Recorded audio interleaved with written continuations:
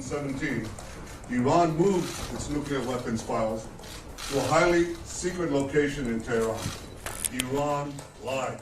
30 अप्रैल 2018 को अमेरिका और इजराइल ने ईरान के ऊपर इंटरनेशनल एटॉमिक एनर्जी एजेंसी से अपने पिछले परमाणु हथियारों को छिपाने का आरोप लगाया था और इसके बाद 8 मई 2018 को तत्कालीन अमेरिकी राष्ट्रपति डोनाल्ड ट्रंप ने ऐलान कर दिया कि वो ईरान के साथ हुई परमाणु डील को तोड़ रहे हैं। ट्रंप ने आरोप लगाया था कि ईरान चुपके चुपके अपने यूरेनियम एनरिचमेंट को बढ़ा रहा है, जिससे वो परमाणु हथियार बनाना चाहता है। वहीं कई मीडिया रिपोर्ट्स में ये भी कहा गया था कि ईरान का यूरेनियम एनरिचमेंट 60% तक पहुंच चुका है और परमाणु हथियार बनाने के लिए ईरान को सिर्फ 30% यूरेनियम एनरिचमेंट और इकट्ठा करना है और इससे वो अपना परमाणु हथियार बना सकता है। लेकिन इसी महीने डोनाल्ड ट्रंप की राष्ट्रपति के तौर पर व्हाइट हाउस में वापसी हो रही है और कई एक्सपर्ट्स ऐसा अंदेशा जता रहे हैं कि व्हाइट हाउस में आते ही ट्रंप ईरान के परमाणु कार्यक्रम के खिलाफ कोई बड़ा एक्शन ले सकते हैं।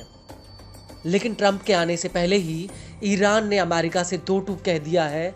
दरअसल ईरान के विदेश मंत्री अब्बास अरगची ने कहा है कि ईरान का परमाणु कार्यक्रम शांतिपूर्ण है और सरकार के भीतर उसके ऊपर कोई भी रोक नहीं है। हालांकि अरगची ने यह जरूर कहा कि अगर उसके ऊपर लगे प्रतिबंध हटाए जाएं तो हम बात करने के लिए तैयार हैं। तस्निम न्यूज एजेंसी को दिए एक इंटरव्यू में अरगची ने कहा कि ईरान के परमाणु कार्यक्रम पर बातचीत और प्रतिबंध हटाने की संभावना इस बात पर निर्भर करती है कि अमेरिका यानी दूसरा पक्ष इसके लिए कितना तैयार है। अरगची ने कहा कि हमने बातचीत के विकल्पों को कभी खारिज नहीं किया।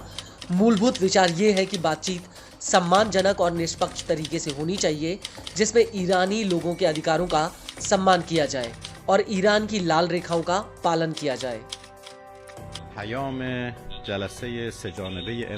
अरगची का कहना है कि परमाणु समझौते पर बातचीत में ईरान का नजरिया ये है कि तेहरान से प्रतिबंधों को हटाया जाए और उसके परमाणु कार्यक्रम में विश्वास विकसित किया जाए। अरगची का कहना है कि ईरान पर ज्यादा दबाव और प्रतिबंध लगाए जाएंगे तो ईरान में उतना ही ज्यादा प्रतिरोध मजबूत होगा। और ट्रंप के पहले कार्यकाल में ये बात साफ हो चुकी है कि अमेरिका के दबाव का ईरान ने किस तरह से जवाब दिया। अरगची का कहना है कि अगर अमेरिका फिर से दबाव डालने के रास्ते पर चलता है तो हमारी प्रतिक्रिया भी उसी रास्ते पर होगी। लेकिन अगर वो निष्पक्ष, न्यायपूर्ण और गरिमापूर्ण वार्ता का रास्ता चुनते हैं और सम्मान की भाषा बोलते हैं तो हम भी उसी भाषा में बोलेंगे और ईरान के लोगों के हितों की पूर्ति के लिए आगे बढ़ेंगे।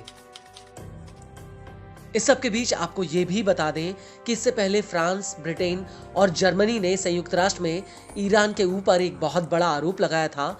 इन तीनों देशों ने ईरान पर अपना यूरेनियम एनरिचमेंट 60% तक बढ़ाने का आरोप लगाया था।